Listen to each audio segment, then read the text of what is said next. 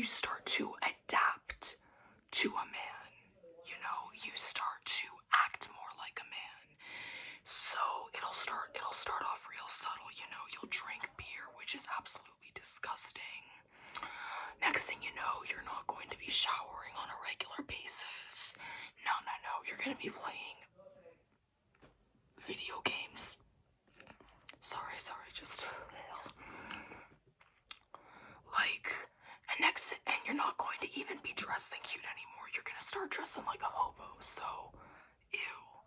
So that is why I do not live with my boyfriends. No.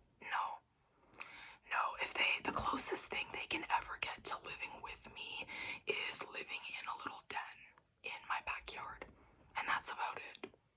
Barely even a house. You get a bed, well, more like a cot.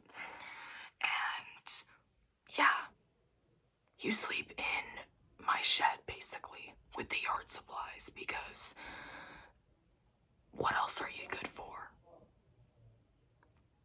Exactly. You're good for literally nothing else. And you honestly, as a woman, need to keep your man in chasing mode. You need to keep your man in chasing mode. He needs to be fighting and fighting and fighting and fighting to be allowed in your house. And even then, his access is greatly restricted. Okay? So that is why you should not live with your man at all. He should be paying all your bills. That doesn't mean he gets access to it. It's like, he can think of your house as like a cottage that you partially own, you know?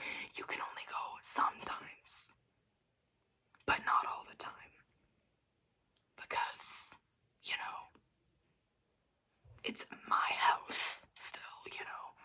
It's my house, and I'd like to keep it all feminine and perfect and pretty and everything like that. And you just bring your masculinity in and just, you really clog the soft, peaceful, beautiful energy. And I really don't need that in my life. So, yeah.